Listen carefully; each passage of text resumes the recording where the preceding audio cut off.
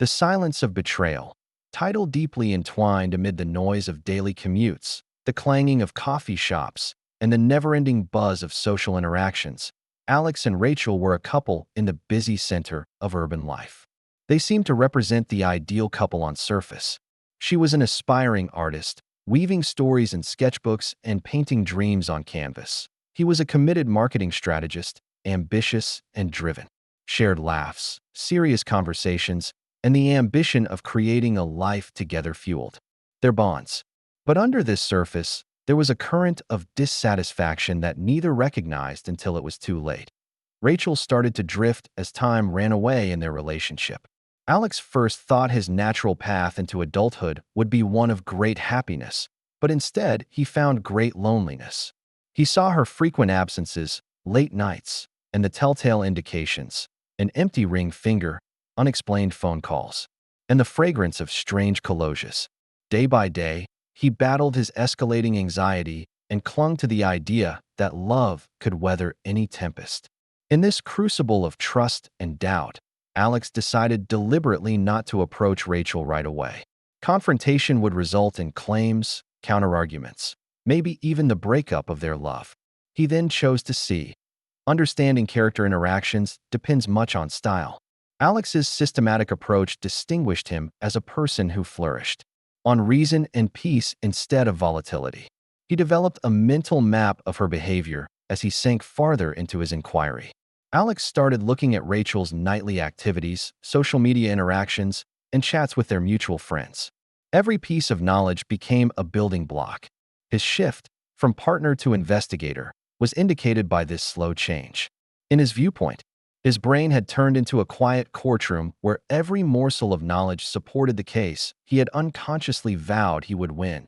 Alex started to see the inconsistencies in Rachel's accounts as the darkness of betrayal dragged farther into his heart.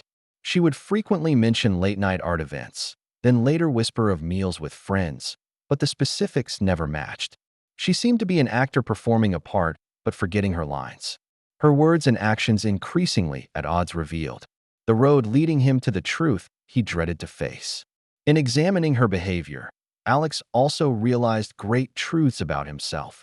He was not only a victim of her infidelity, but rather a participant in a marriage where selfishness and miscommunication had robbed love of its prominence that he felt clear, but subdued tension resembling a tightly coiled spring building up within him.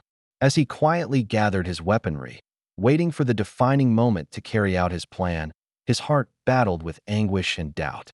Many times, the betrayal of trust feels like a break not just in the relationship between spouses, but in the whole texture of one's identity. Alex started to wonder who he was in Rachel's life, not only as her boyfriend, but also as someone she had once considered deserving of her heart. This recon mission was not only about exposing her treachery, but also about learning the elements that had strained their relationship and the person he had been up to this point. For Alex, the facade of normalcy became a complex choreography. He would deftly navigate the margins of her late evenings, subtly questioning without raising her eyebrows, discuss art and life. The backdrop to his personal struggle was the jubilant shouts of pals commemorating anniversaries and birthdays.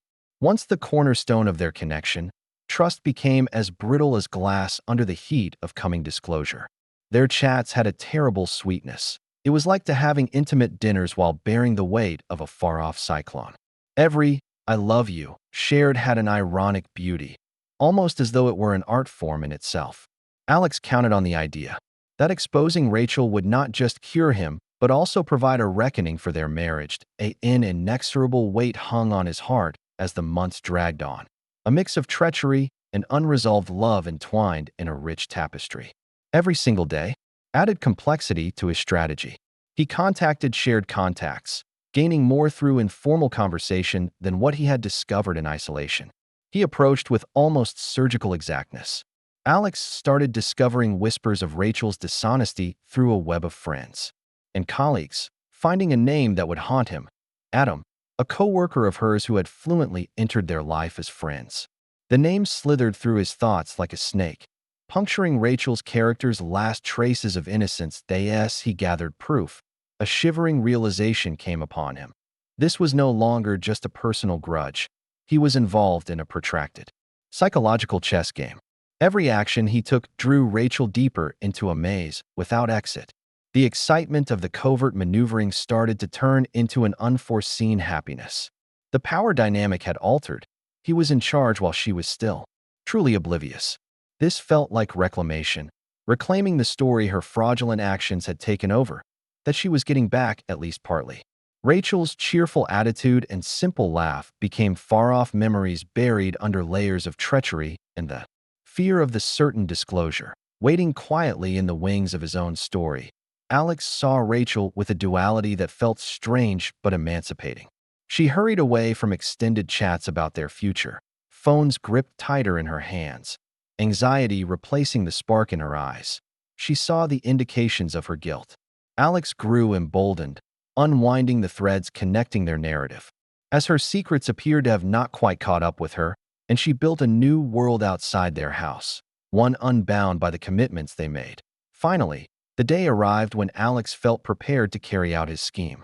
He had enough indisputable proof: dates, sites, text messages, even a few of photos. Their lives presented an interesting contrast. He had created honesty, whereas she had constructed a castle of lies. For twofold reason, Alex's heart gripped: fear of becoming like her and losing himself in the act of revenge and the remorse he would face when finally revealing her treachery.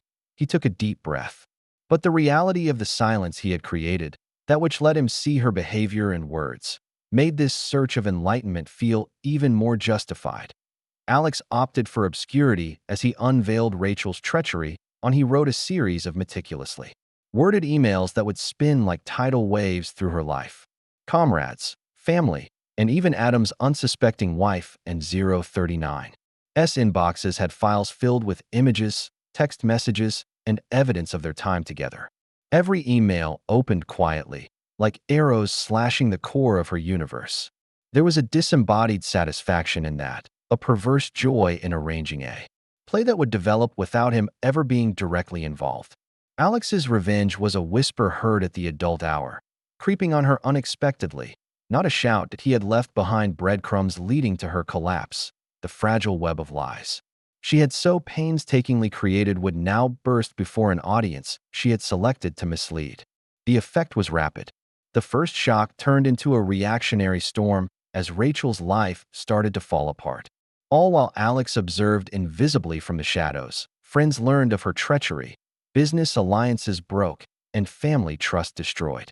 Her gradual understanding hung in the air like an unspoken confession. She was rapidly becoming a ghost in her own life, one she had painstakingly planned and destroyed. Alex started to sense the unpleasant aftermath of triumph as the days stretched into weeks. The high of power had turned inside him into a gaping hole of nothingness. He had seen the effects of his retribution, Rachel's once thriving life spiraling bust into fragility and isolation. Is this truly what he wanted? The life he painstakingly designed started to resonate back at him. The act of revenge had served as both a weapon and a reflection, revealing their faults in love and the depths he had voluntarily entered. Many people equate retribution with justice. Alex discovered it was something far less magnificent. Rachel had been stripped of her identity, but in so doing, he had also peeled back layers of his own soul and exposed a gaping hole of raw emotions he had not expected. Once seductive, the exhilaration of revenge started to feel as empty as an unpainted canvas waiting for a paint stroke that would never materialize as he negotiated the reality of solitude and moral ambiguity. His world lay broken around him, a puzzle made up of pieces that no longer fit, a whirlpool of lost trust, love, and respect. The nagging doubt that Rachel might have picked up on his participation without clear evidence stung more greatly. The quiet that descended over their life turned into a heartbreaking discomfort. Alex had tried to regain his dominance via anonymity, but in doing so he had also imprisoned her in a silence he had created. That silence meant they could not share their fears, regrets, or closure. Rachel struggled in her solitude with the empty reminder of their love, now just temporary recollections covered by shadows of doubt and guilt. He had loved the power silence gave him, But now he was paying the price on the edge of darkness as he too began to face the mirror reflecting his acts.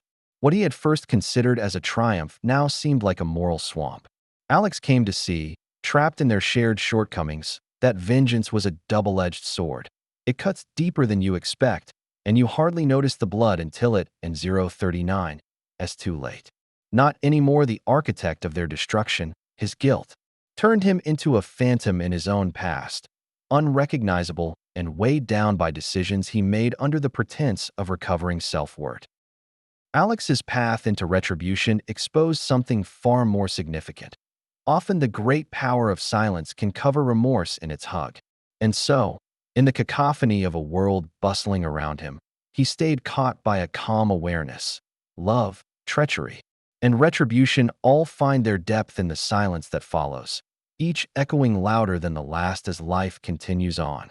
Knowing his truth, that sometimes the most great lessons lie not in what we do, but in what we chose to leave unsaid. Rachel's name imprinted into the fabric of his life permanently altered him.